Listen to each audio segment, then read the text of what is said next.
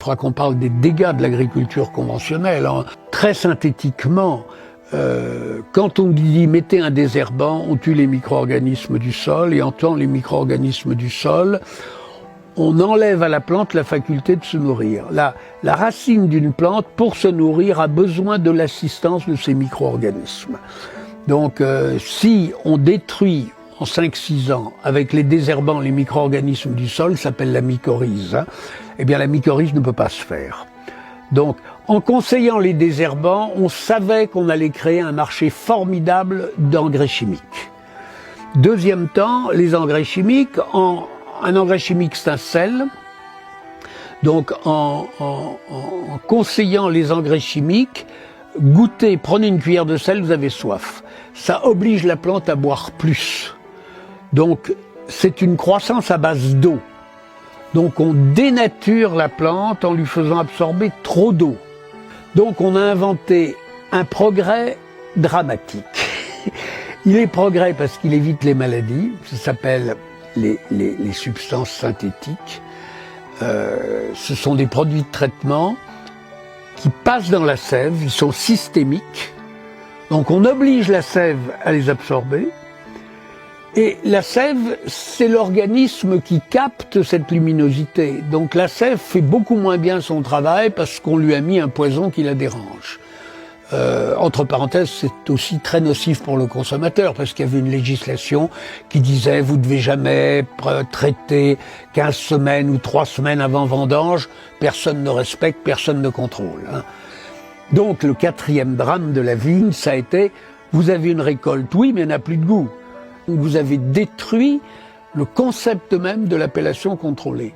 Donc la vendange est atypique, donc on a donné, ce qui est un scandale que le consommateur ignore, on a donné le droit de faire 320 levures aromatiques, et ces substances sont là pour donner du goût au vin.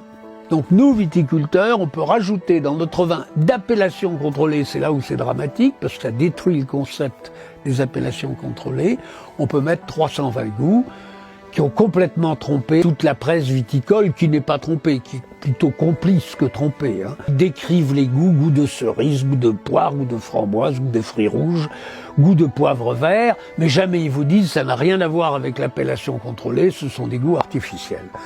Donc, grâce aux substances, les préparations en biodynamie, on peut, quand tout ça est bien fait, vous arrivez à la vendange, les jeux sont faits, la musique est dans le raisin.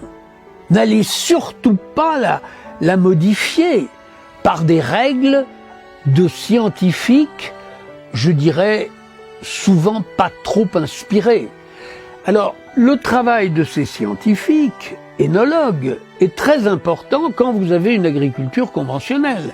Parce que comme vous avez coupé le lien au vivant, comme vous n'avez plus le sol qui exprime sa chanson, comme vous avez moins la photosynthèse qui exprime sa musique, votre mou, votre jus de raisin n'est pas du tout stable.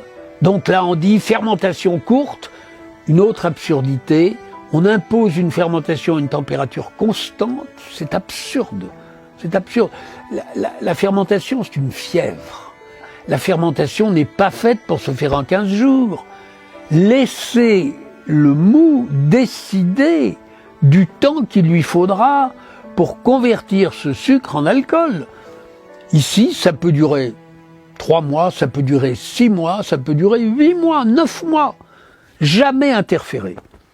Après, laissez la fermentation malolactique venir ou non. C'est pas systématiquement je fais une fermentation malolactique.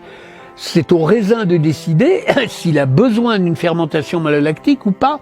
Et moi j'ai vu des barriques les unes à côté des autres.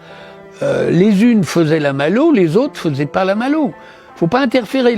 La clé, c'est de permettre une bonne naissance. Quand la naissance est bonne, laissez les choses se faire, elles ne vous appartiennent plus. Elles sont informées pour se faire de la manière dont elles doivent se faire. Donc, là encore, il y a un contresens, on vous l'a imposé. Et puis on fait peur. Si tu ne fais pas ça, tu vas perdre ta vendange. C'est des mensonges, ce sont des mensonges de commerçants. Mais je répète, Pour s'affranchir de ça, il faut que le lieu convienne pour la vigne.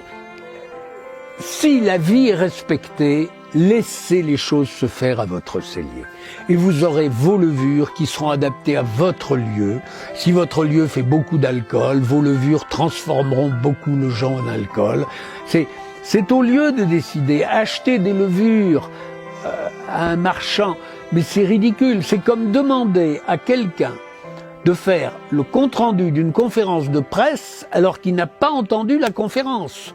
Vous voyez, la levure élevée dans un laboratoire, elle ne connaît pas votre lieu, elle est élevée artificiellement, dans l'obscurité. Elle arrive dans votre lieu, elle ne sait pas quoi faire, alors elle veut mourir. Alors tu n'as pas le droit de mourir, on te met des enzymes. C'est une aberration.